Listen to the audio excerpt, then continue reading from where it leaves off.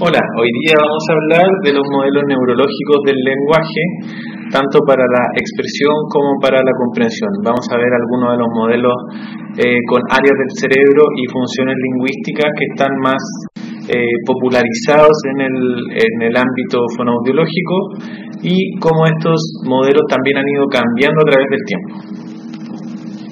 Como introducción, el proceso de la comprensión y la expresión es un proceso complejo que se puede explicar de acuerdo a procesos cognitivos, como hemos visto en las clases anteriores, de acuerdo a áreas cerebrales y funciones, que es la clase de hoy, y también lo hemos visto más simplificado anteriormente, de acuerdo a procesos lingüísticos y de acuerdo a procesos neuropsicológicos, que estos serán vistos más adelante. Los modelos neurológicos del lenguaje son esquemas que explican el funcionamiento a nivel cerebral del lenguaje. El procesamiento depende de áreas del cerebro que se ponen en funcionamiento entre sí y se coordinan.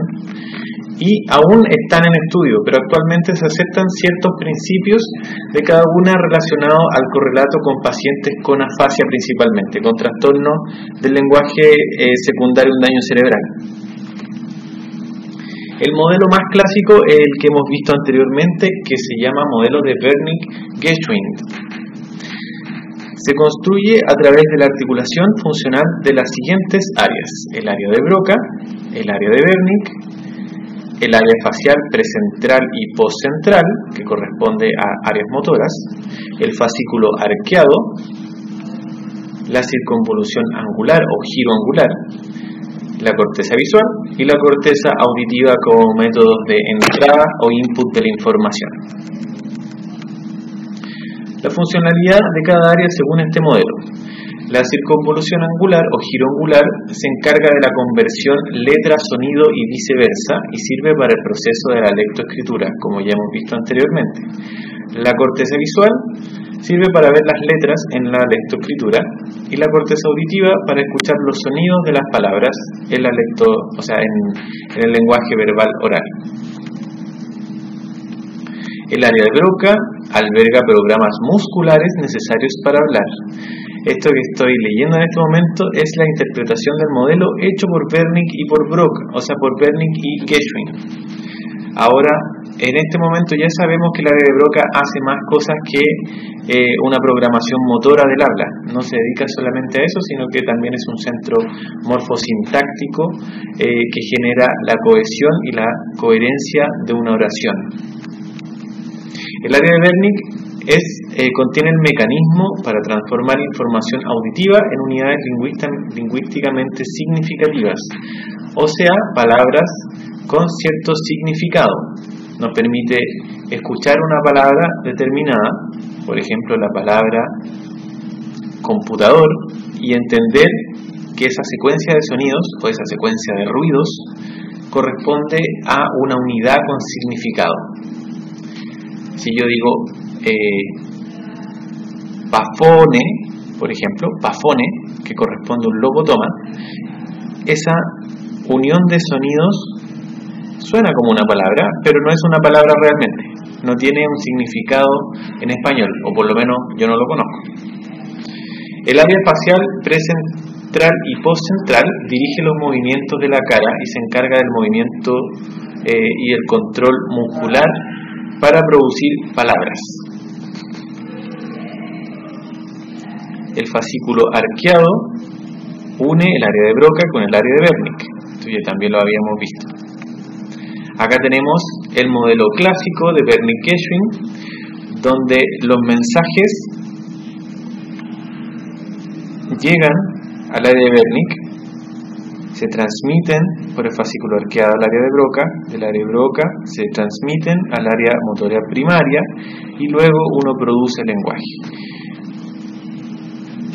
Por otro lado, la área, si uno recibe el mensaje de forma escrita, lo lee a través de las cortezas visuales, lo transfiere a el giro angular y el giro angular lo transforma para que el área de Broca lo identifique como una palabra, transforma letra a sonido.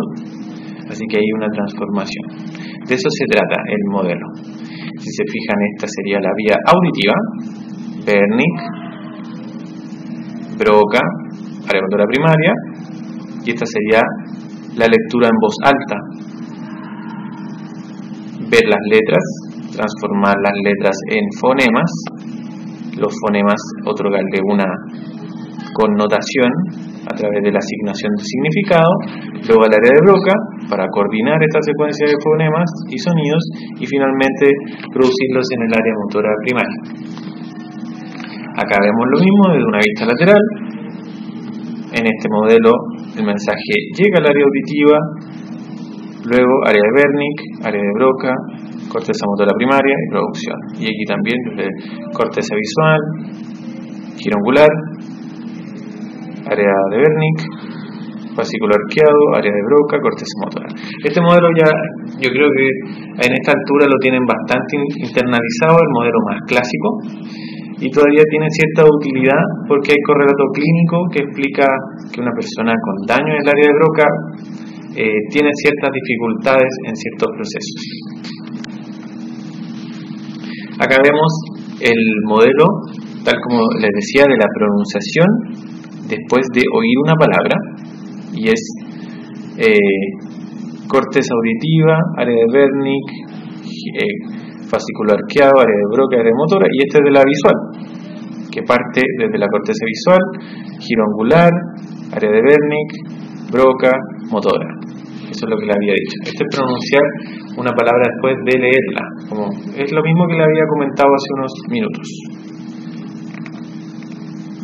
Bueno, acá tenemos la vía visual para la lectura, que creo que queda bastante clara con lo explicado anteriormente, la vía auditiva y la vía somatosensorial, con transformar las sensaciones, por ejemplo el tacto, esto está áspero, transformar eso en una palabra con sentido. Si se fijan, hay una diferencia de este modelo con lo que hemos conversado anteriormente como el modelo clásico aceptado.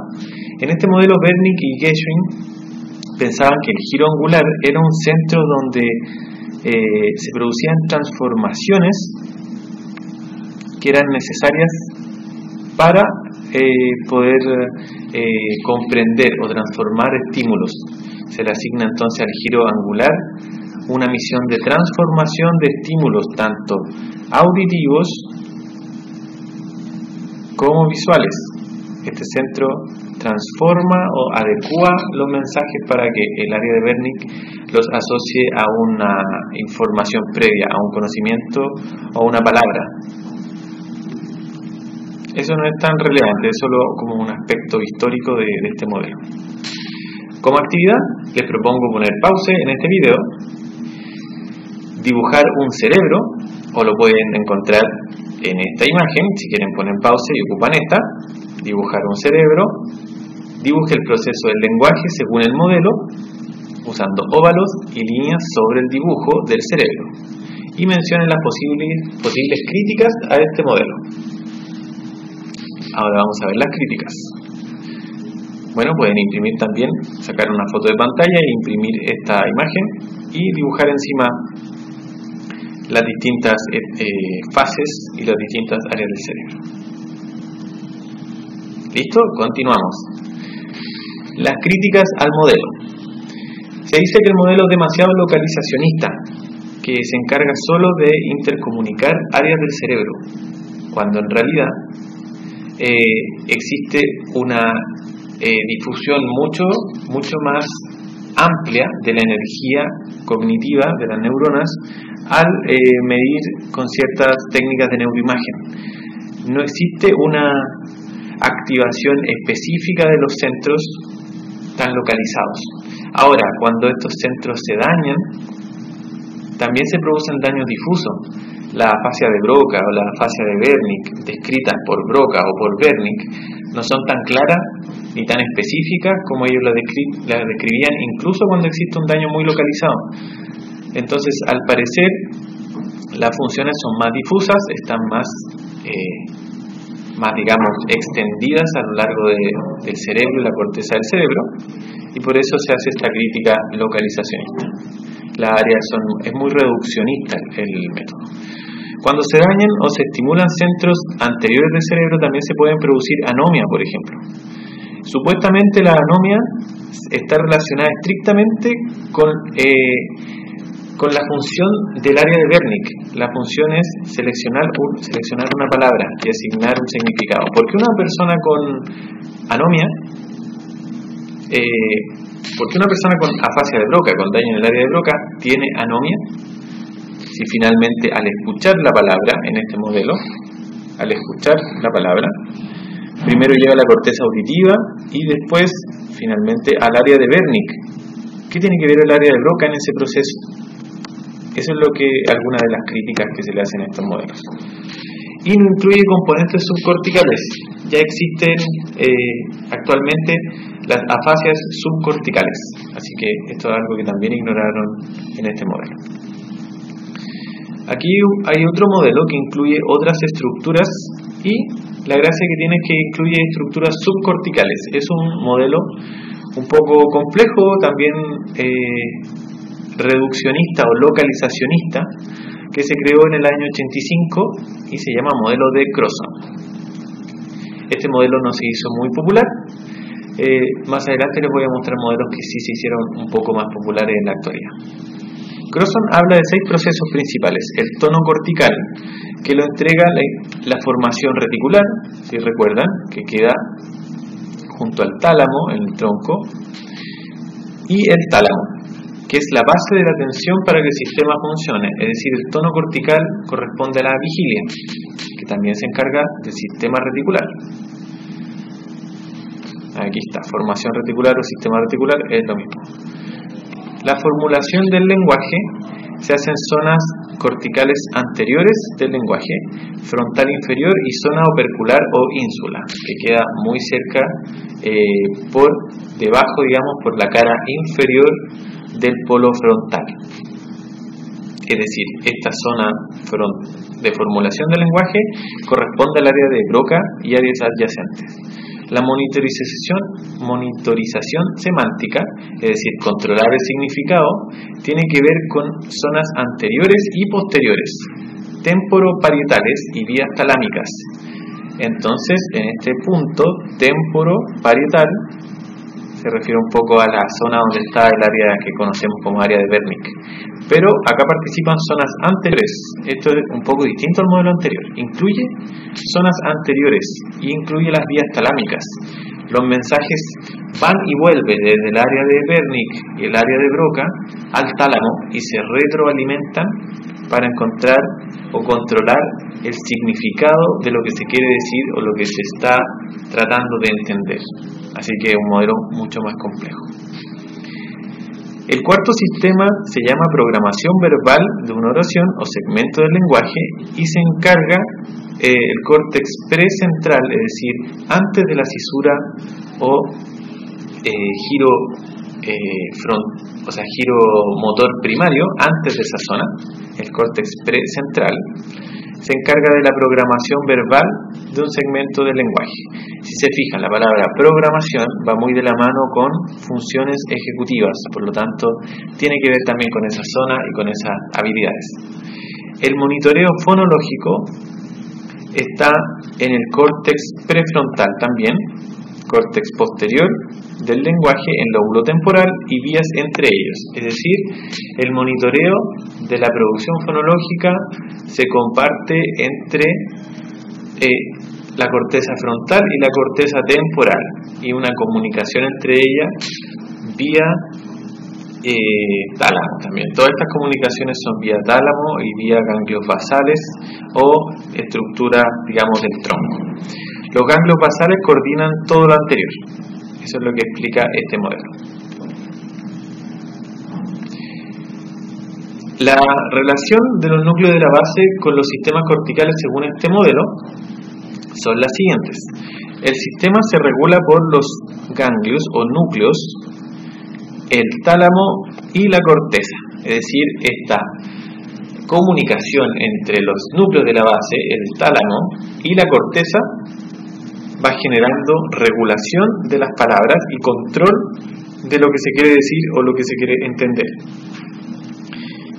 Los autores mencionan que existe un arousal o activación o mantenimiento de la atención que corresponde a un estado de atención digamos sostenida, controlado por el núcleo caudado y el tálamo anterior. Acá vemos el núcleo caudado, que es este, y el tálamo. Y el córtex anterior se refiere al polo o al lóbulo frontal. El monitoreo semántico se realiza mediante el tálamo, el núcleo caudado, el córtex temporal y parietal. O sea, todo lo que tenga que ver con el sistema más bien, digamos, atencional es frontal. Y lo que tenga que ver con semántico es temporal y parietal.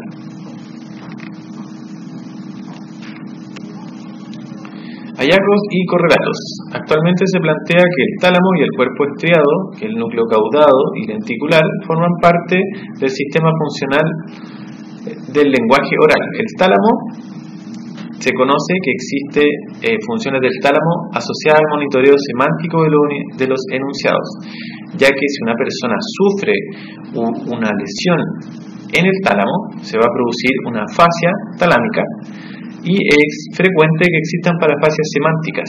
Como existen parafasias semánticas, es decir, que la persona confunde una palabra y produce una palabra muy similar, por ejemplo, en vez de decir mesa, dice silla, esa parafasia semántica se relaciona con esta lesión en el tálamo. Así se van sacando estas conclusiones.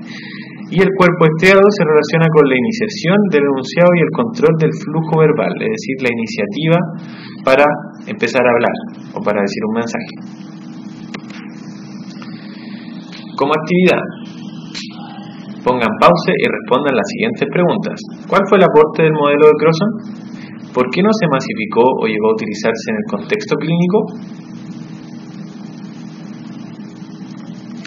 Vamos a ver ahora un modelo que es más popular, es el modelo de Mesulam, en el año 90, que amplía los centros corticales involucrados en el lenguaje.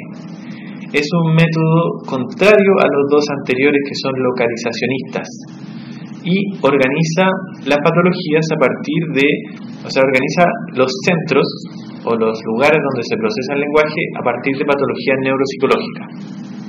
Agrega estructura del hemisferio izquierdo y del derecho, eso es importante. Antes no se había considerado el hemisferio derecho.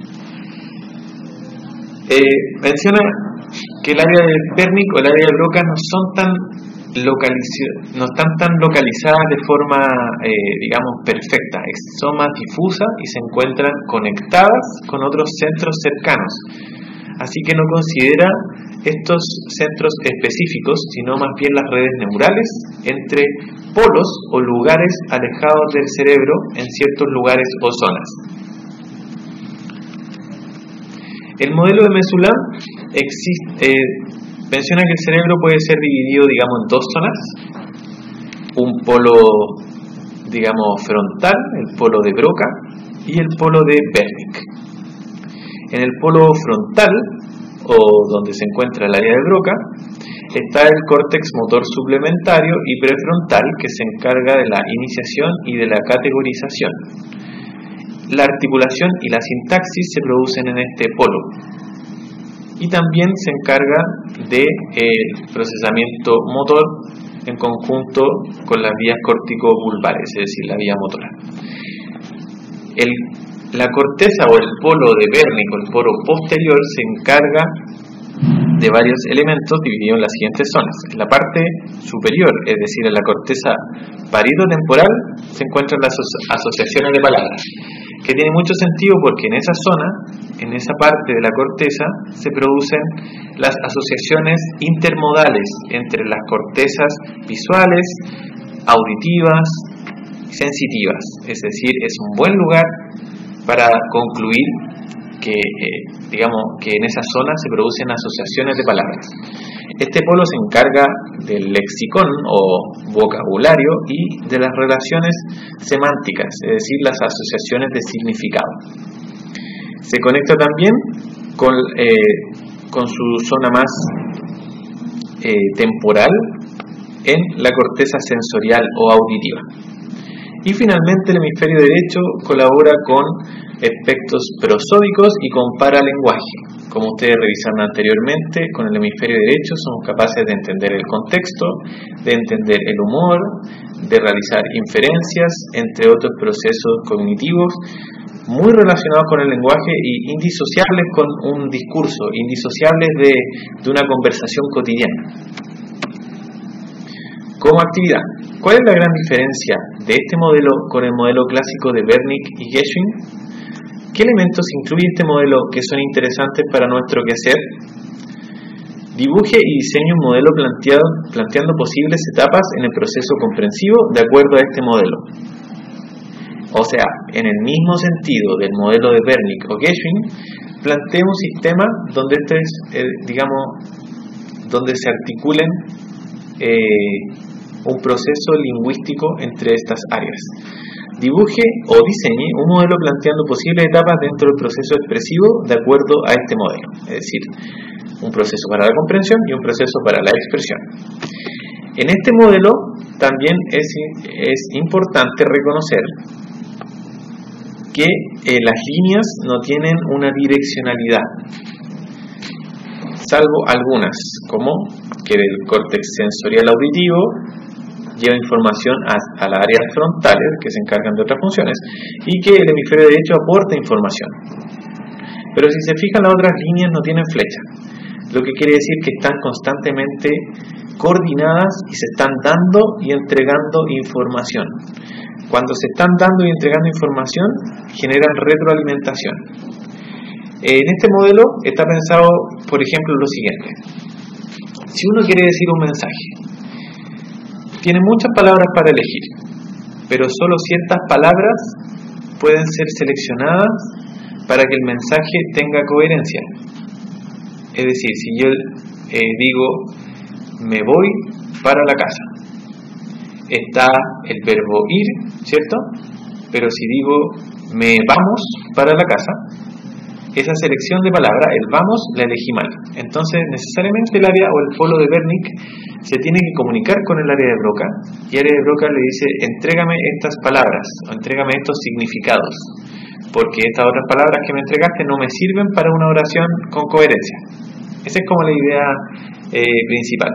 Si no entienden esa idea, lo podemos revisar más dentro de las horas presenciales, lo podemos discutir un poco más. El tema es que si existe una coordinación, el mensaje puede lograr tener coherencia, tener cohesión y estar armado de forma mucho más, robusta y tener un sentido práctico en la pragmática funcional en la vida cotidiana, en una conversación, en un mensaje escrito, etc.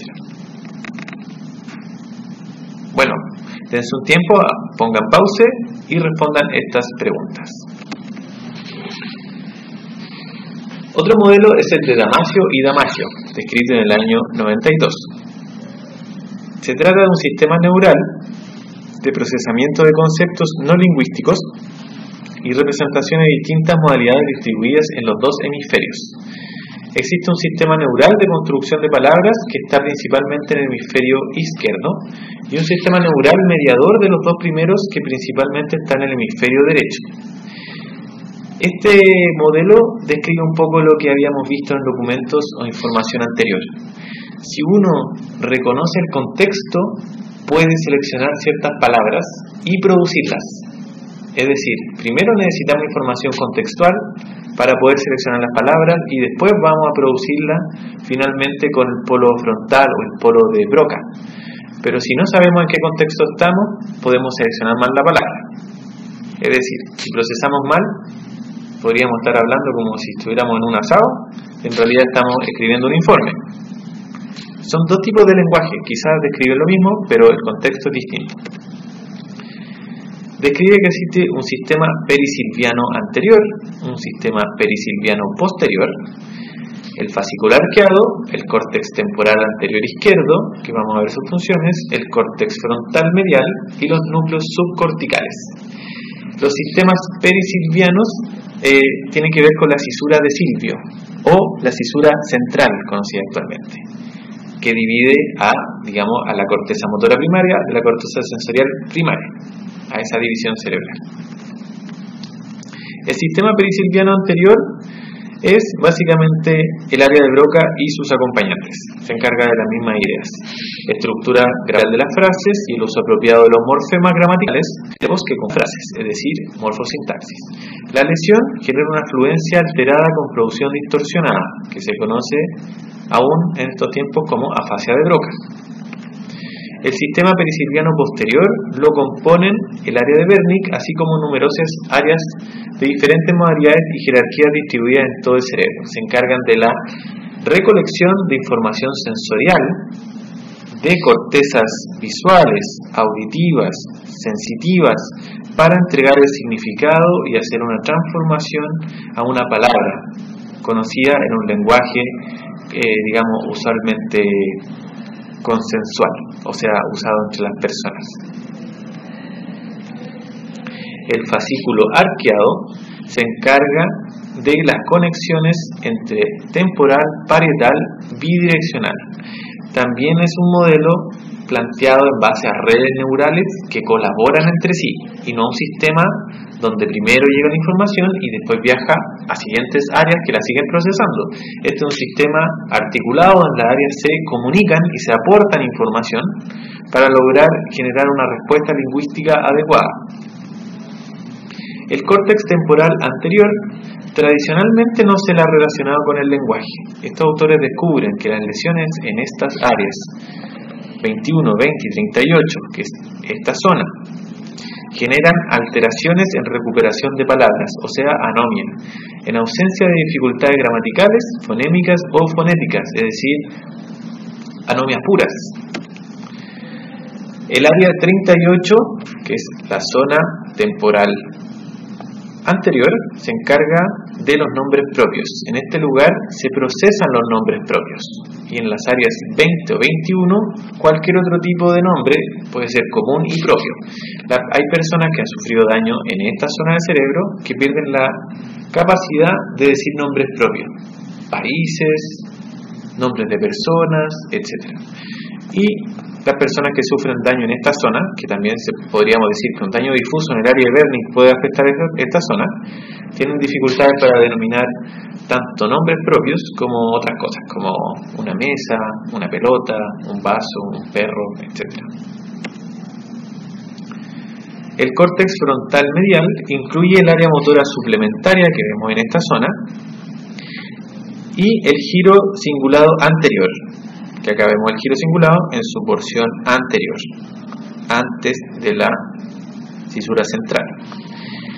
Estas áreas se encargan de la iniciación y el mantenimiento del habla. Si se fijan, se correlaciona porque estas son áreas de atención ejecutiva, es decir, de atención con un propósito ejecutivo de resolver alguna tarea de función ejecutiva, resolución de problemas, planificación, etc. La lesión no causa afasia directamente, sino algunos grados de aquinesia, dificultad para iniciar el movimiento, o mutismo, que es la ausencia completa del habla, que es raramente vista en la afasia, excepto en algunas fases iniciales. Este no se trata de un mutismo selectivo, que es el mutismo psicológico, sino que de un mutismo por dificultades de iniciación, que corresponde a una habilidad de función ejecutiva.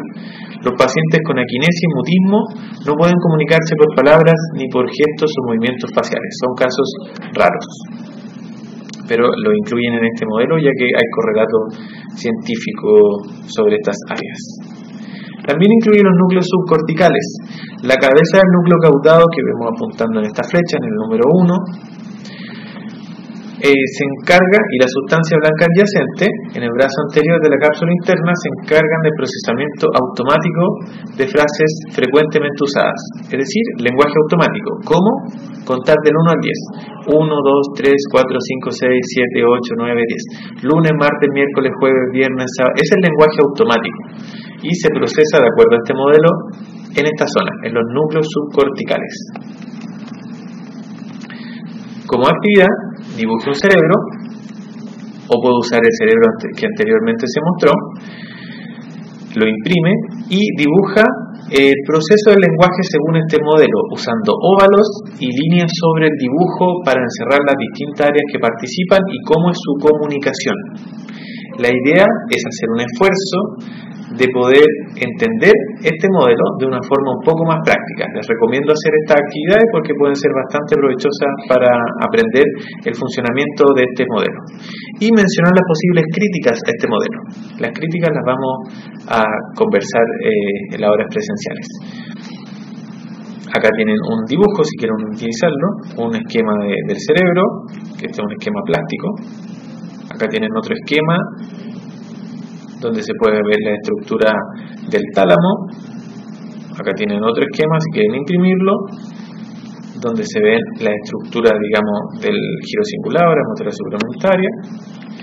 Y bueno, finalmente, a mayores hallazgos científicos, a mayores pacientes, mayor estructuras se ven involucradas, más se descubre sobre el tema. Las visiones localizacionistas hacen finalmente más complejo el análisis de un trastorno que no es tan sencillo. Es difícil encasillar a los pacientes a veces en un trastorno o en otro. Es difícil decir esto es una fascia de Broca, esto es una fascia de Wernicke. Los trastornos son más difusos, no son tan sencillos. Así que las visiones muy localizacionistas sirven mucho más para confundir o para simplificar excesivamente algo que no es tan simple. Es muy importante tener un correlato clínico que valide un modelo. Los modelos, como por ejemplo el de Crosson, no tenían un correlato clínico, por lo tanto no se hicieron muy famosos. Y estos modelos tienen aplicación clínica en nuestra carrera en el área de adultos principalmente. Cuando vemos alguna prueba de neuroimagen en salud de un paciente que tuvo un accidente cerebrovascular, que tuvo un TEC y se dañó ciertas áreas, con este tipo de información podemos comprender mejor cómo es el perfil del lenguaje de estas personas y hacer una evaluación mucho más guiada. Vamos a enfocarnos en evaluar algunos elementos de forma mucho más, digamos, intensa que otros. Y no vamos, digamos, a hacer una excesiva evaluación o no vamos a hacer mala interpretación de algunos signos clínicos. Es importante conocer estas bases porque conocer una patología o un daño no es lo mismo que saber interpretar un test de lenguaje desde cero. Es importante ver el correlato y dar interpretación desde una base de conocimiento robusta. Muchas gracias.